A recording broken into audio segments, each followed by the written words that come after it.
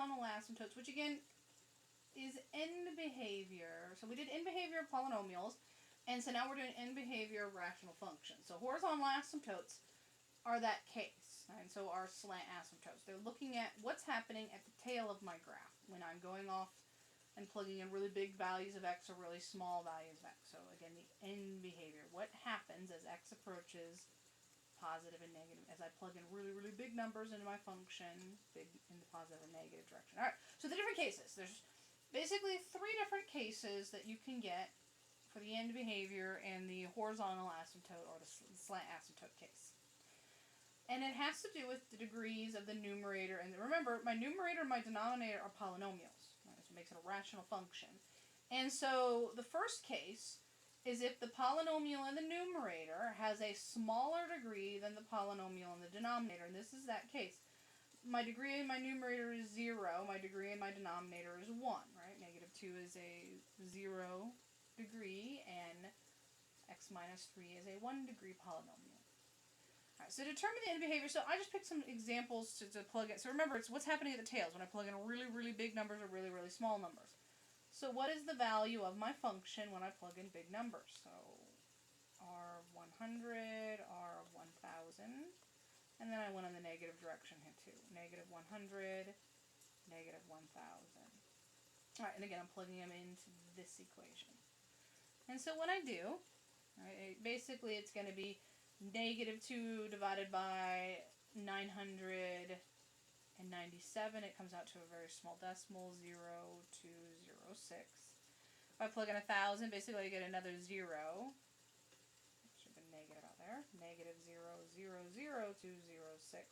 And so the pattern would be, if every time I plug in a 0, I get another 0 out front, right? If I plug in 100,000, 10,000,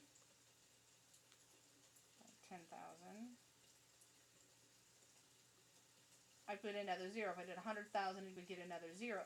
And so every time I put a 0 here, I get another 0 there. And so it's negative, but it's approaching a very small number. It's approaching 0. Well, let's see what happens on the other side. The other side, when I plug 100 in, I get 0.019. When I plug negative 1,000 in, I get 0.0019. And so the pattern would be, if I plug in negative 10,000, it would be 0.00019. So that means every time I plug a 0 in, I divide by a bigger number, right? That's by plugging a 0 in. So if I went to 100,000, this would come out 0.00019. If I plugged in 100,000 over here, it would be negative 0.0000206. And so the numbers are getting smaller. And so what's happening is, as I plug in really big values for x, right? If I plug in, as x goes to infinity, my function values, my y values, are getting small. They're approaching 0. One side, they happen to approach negative 0, and on the other side, they happen to approach positive 0. Right, and when the graph should reflect that. So when we graph negative 2 over x minus 3, and I'll let you graph it on your own, but the graph basically is going to come out. There's a break at 3, right? At 3, there's an asymptote. And on the left side, it's shooting up like this. And on the right side, it's shooting like this. This would be my infinities, my x values going off to infinity and negative infinity. And you'll look and see the tails of these graphs are approaching the x-axis, right? This would be the x-axis, which is the line y equals 0. And so they are approaching 0. They're getting closer and closer to 0. And that should make sense. If I look at this function, it's a division, right? Up top stays constant at negative 2. I'm plugging really big numbers in here, right? Numbers that go to infinity. Well, if I take really big numbers and I divide by bigger and bigger numbers, so I divide by, 100, 1,000, 100,000, well, those fractions are getting smaller and smaller. As fractions get smaller and smaller, they approach 0. Now, they're never ever going to get to 0, because there's no way to get a 0 out of this. But they get as close as they possibly can get to 0 on my tails here, right? So I have a horizontal asymptote, y equals 0, better known as the x-axis. And that always happens if the degree in the numerator is less than the degree in the denominator. So the degree in the numerator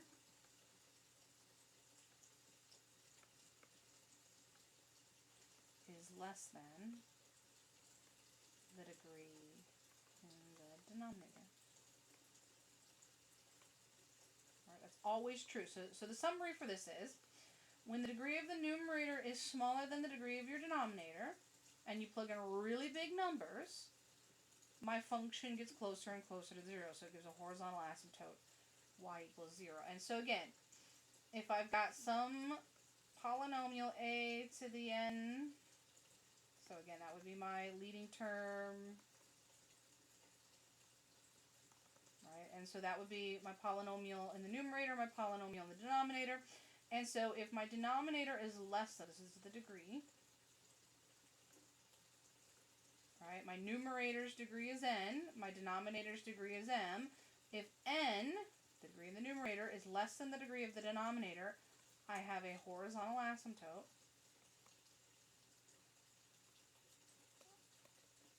y equals 0, or better known as the x-axis. So what's happening is, because this one's bigger, it's overwhelming the top.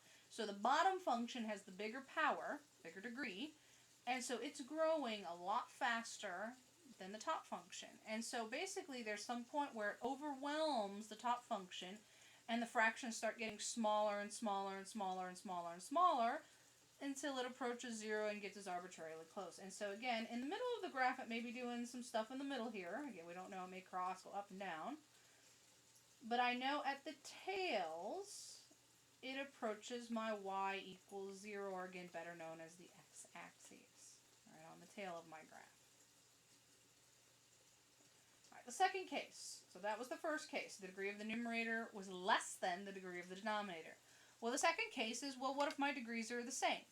Right? The degree of the numerator is the same as the degree of the denominator. And that's this example here. Both of these have degree 1, right? They're both polynomials of degree 1, so the numerator has a degree 1, it equals the denominator of degree 1.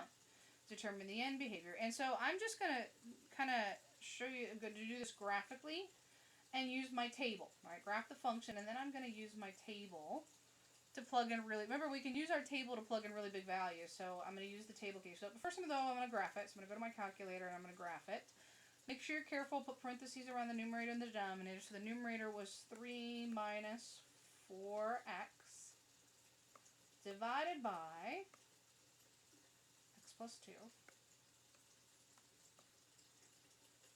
Alright, I believe I have a standard window in here, which it's hard to tell what's going on with a standard window. And so what I'm going to do is go into table. Remember, we did this when we were setting up numerical table. So table is above window.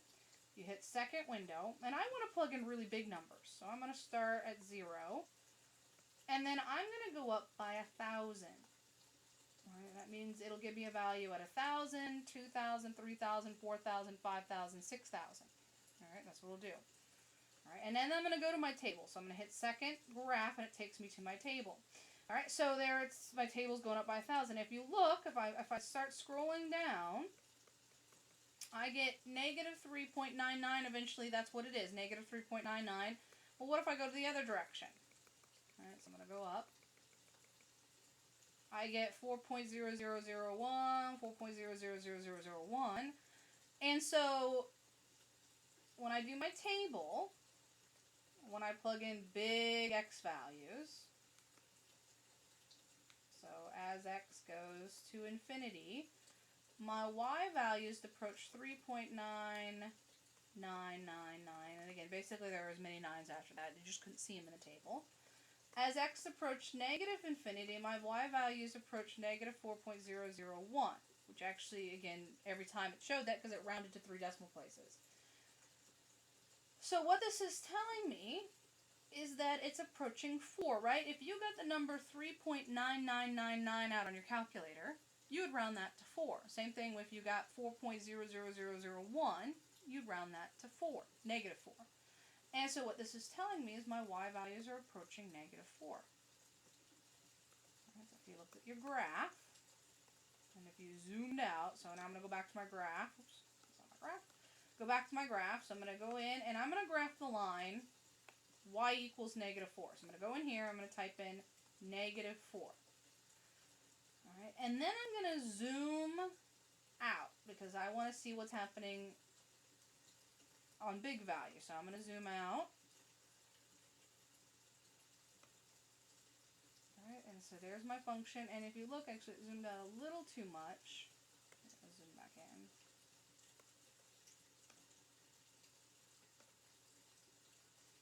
But there's my y equal 4 line. Alright, and so it is, if you kind of zoomed out, it was a little hard to see. But the tails are approaching that line. That's the line y equals -4, right? Because that's what I plugged in, y equals -4. And so my function is approaching. So I'm going to draw it as a dotted line. That was my y equals -4. Make sure I get the above and then below. Alright, so then it's coming down from above. And then it came up from below. And so again, at the tails of the graph, as x is approaching infinity and as x is approaching -infinity, it does approach that line y equals -4.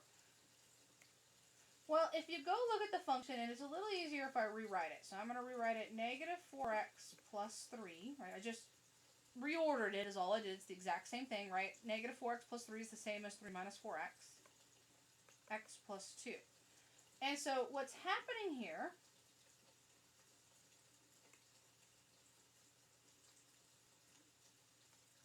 is the x terms, the degree part, the leading term, overwhelms everybody else.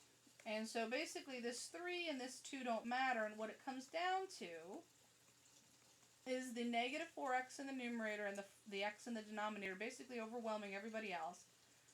And it's going to leave me with 4, and so that's what it's approaching. And so what it has to do is the leading terms. The leading terms tell me what are going on here. All right, and so that's basically what our summary is going to be. When the degree in your numerator is the same as the degree in the denominator, to determine the horizontal asymptote, you look at the leading terms. All right, these would be my leading terms of my polynomials, right? The leading term of the numerator was ax to the n. The leading term of the denominator is bx to the n, right? N's are the same. The degree in the numerator is the same as the degree in the denominator, which means that's the only part that matters, right? If you remember polynomials, when we talked about polynomials, that was true about them as well. The leading term is what determined the polynomial's end behavior. You know, if it was odd, it was shooting off to positive infinity or negative infinity. It was even, it was shooting off to both infinities or shooting off to both negative infinities.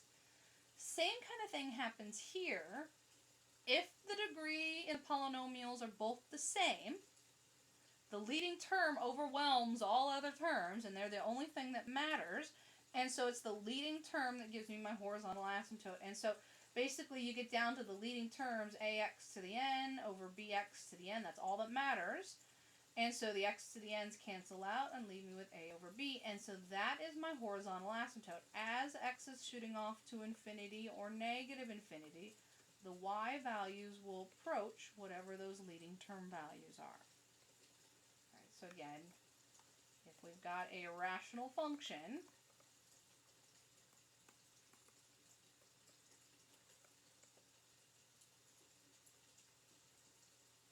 might cross it, so I did an example where it crossed it.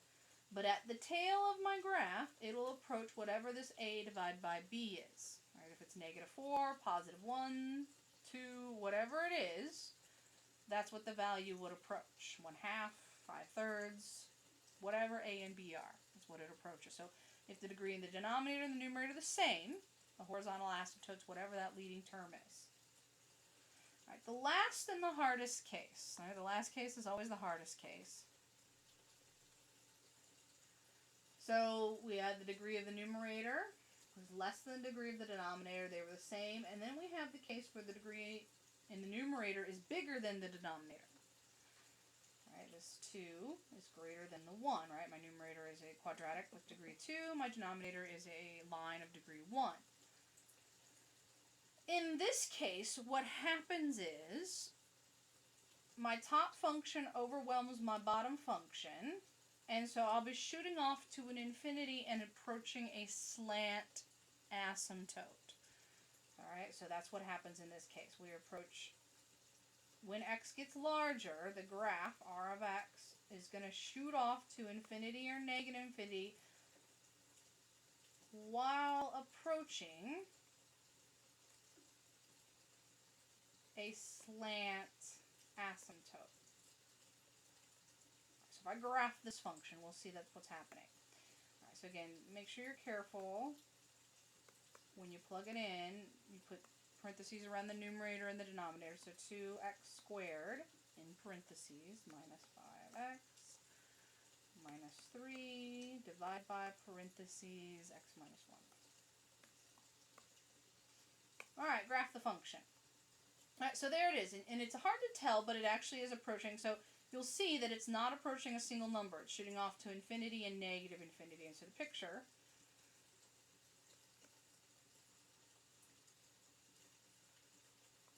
So there's the one end of my graph was looking like that. The other end of my graph was looking like this. And so it is shooting off to infinity. Actually, there's a vertical asymptote here at 1, right?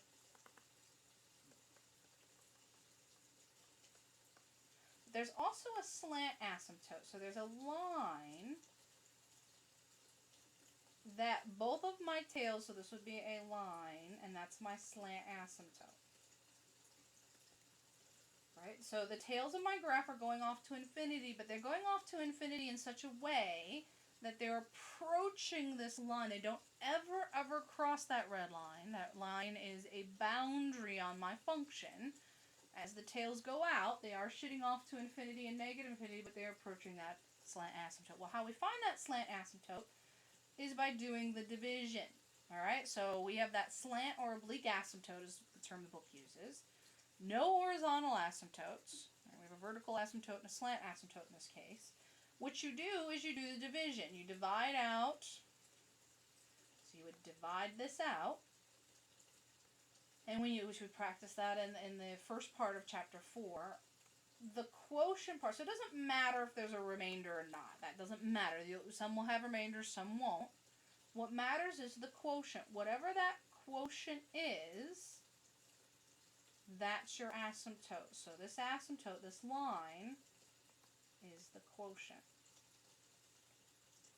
after you've done division. All right, and it will come out usually linear in our cases. So x approaches infinity. Right, the fraction goes to 0, so the remainder is going to go to, this is going to go to 0, and it's going to leave me with the quotient part. That's why that one doesn't matter. All right, so my slant asymptote is that quotient. And we're going to, again, practice that in the next set. So I'll write my summary here, and then we'll find them. All right, so if the degree in the numerator is greater than the degree in the denominator, you carry out the division, rewrite it as, again, quotient plus remainder or divide. Actually, all you really need is the quotient. So the oblique or the slant asymptote that it's approaching is whatever that quotient value is when you do the division. All right, and we'll practice that in the next video.